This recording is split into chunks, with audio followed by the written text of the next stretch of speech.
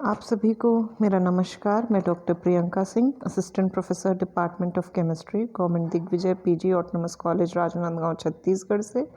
आज हम देखेंगे Compton effect. Introduction.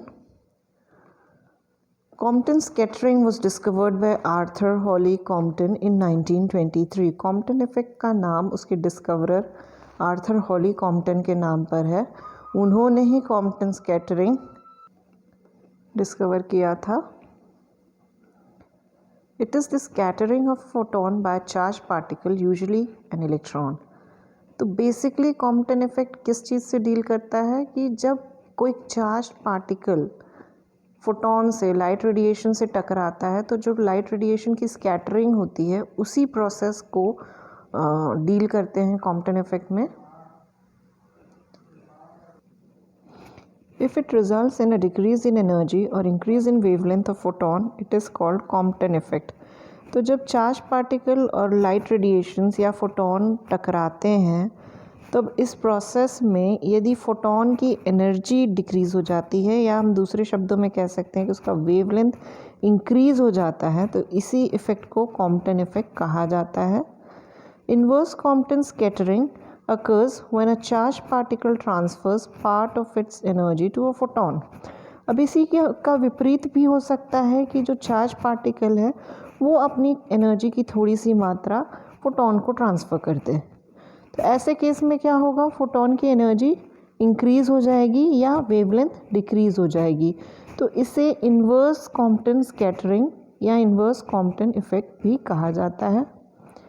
Compton scattering is an example of inelastic scattering of light by a free charge particle। तो Compton scattering basically एक inelastic scattering है क्योंकि यहाँ पे एनर्जी में चेंज होता है, इलास्टिक नहीं है, और एनर्जी में चेंज देखने को मिलता है, इसलिए यह inelastic scattering कहलाता है। एक्सपेरिमेंट। तो कॉम्पटन ने जो एक्सपेरिमेंट किया था ये उससे रिलेटेड डायग्राम है। यहाँ पे एक्सरे सोर्स है, स्लिट्स हैं जिसमें से स्लिट से पास होते हुए एक्सरे जाता है ग्रेफाइट टारगेट पे, और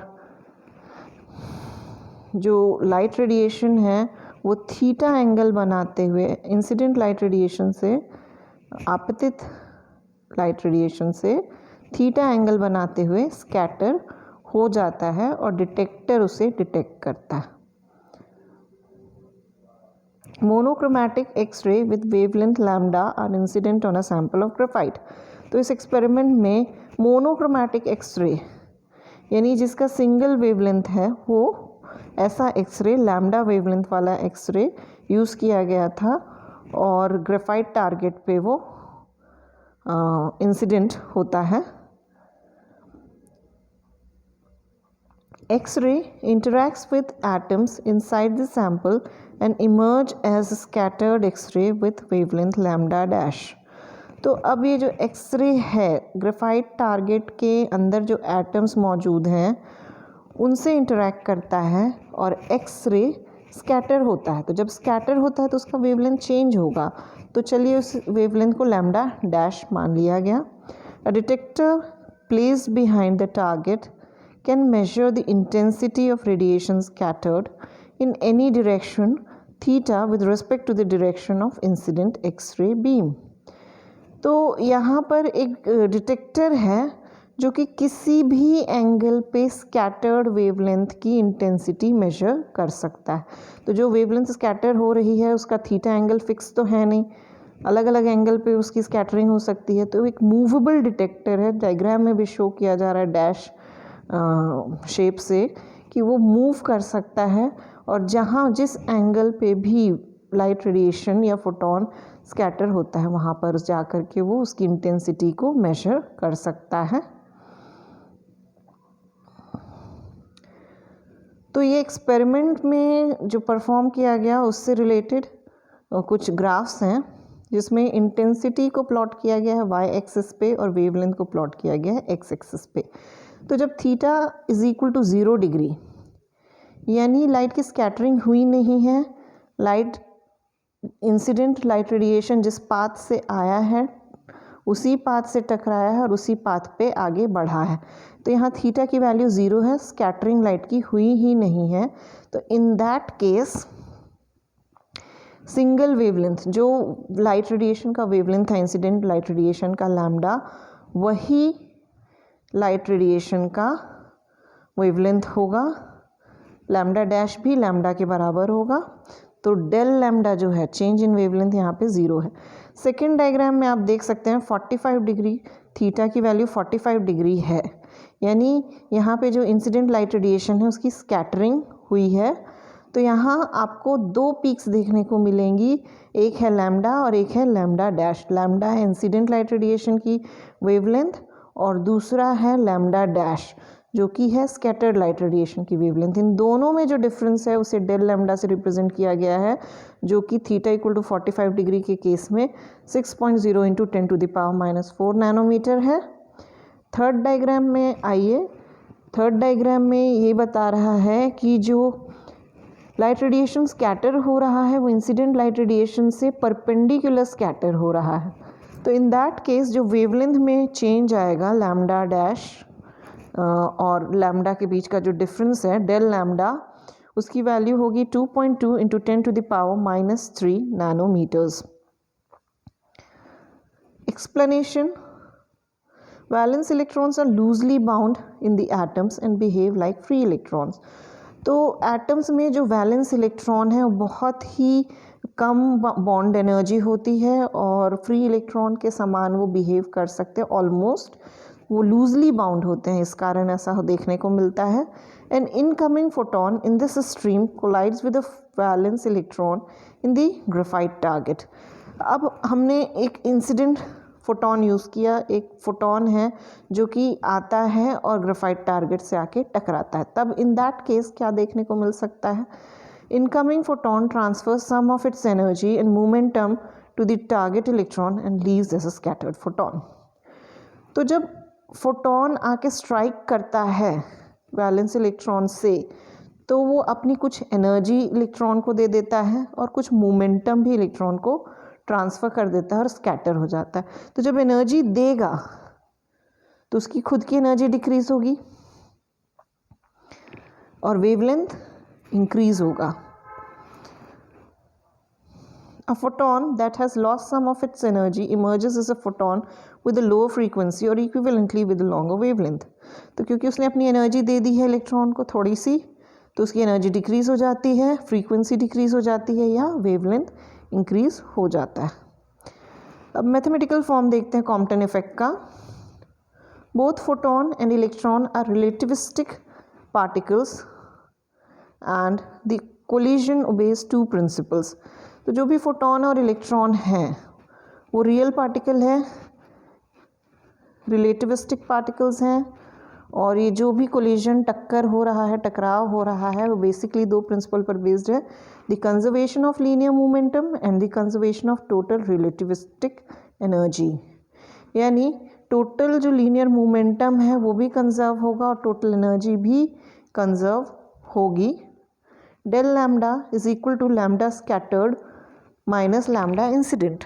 अभी अभी हमने नाम दिया था लैम्डा डैश स्कैटर्ड रेडिएशन के वेवलेंथ के लिए और लैम्डा इंसिडेंट रेडिएशन के वेवलेंथ के लिए। तो डेल लैम्डा उन दोनों के बीच का डिफरेंस है।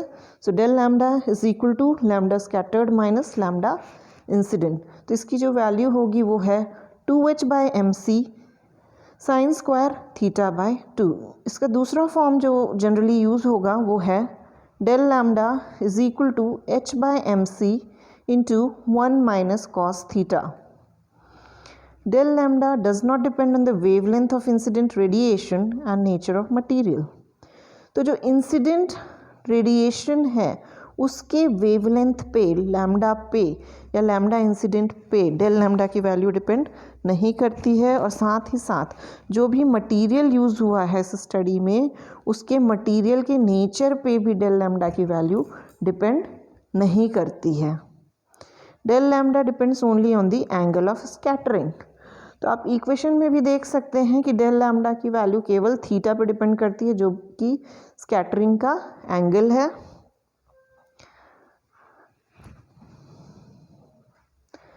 केस 1, यदि थीटा की वैल्यू 0 डिग्री है तब के केस में क्या होगा, scattered radiations travel parallel to the incident radiation, यानी जो स्कैटर्ड रेडिएशन है वो इंसिडेंट रेडिएशन के पैरेलल चलेगी, कोई एंगल में परिवर्तन देखने को नहीं मिलेगा।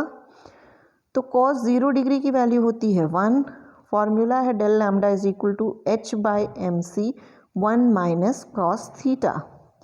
तो वहाँ पे वैल्यू डाल दीजिए 1 माइनस 1, ये हो जाता है 0, तो पूरा का पूरा इक्वेशन क्या हो जाएगा, del lambda is equal to 0। Second case देखते हैं, जब थीटा की वैल्यू 90 डिग्री है, मतलब फर्स्ट केस में थीटा की वैल्यू जब 0 डिग्री थी तो डेल लैम्डा क्या निकला, 0। हमने पहले भी एक्सपेरिमेंट के ग्राफ में देखा था, यानी यहाँ पे कोई लैम्डा में परिवर्तन नहीं होता है। सेकेंड केस देखते हैं, theta is equal to 90 degree. Scattered radiation travel perpendicular to the incident radiation, तो जो स्कैटर्ड रेडिएशन है वो इंसिडेंट रेडिएशन के परपेंडिकुलर ट्रैवल करेंगी।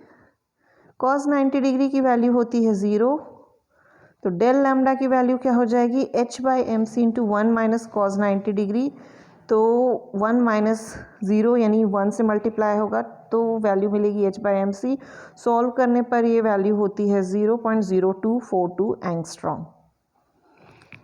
थर्ड केस, जब थीटा की वैल्यू कितनी है, 180 डिग्री, तो scattered radiation travel in direction opposite to that of incident radiation, यानी जो इंसिडेंट रेडिएशन है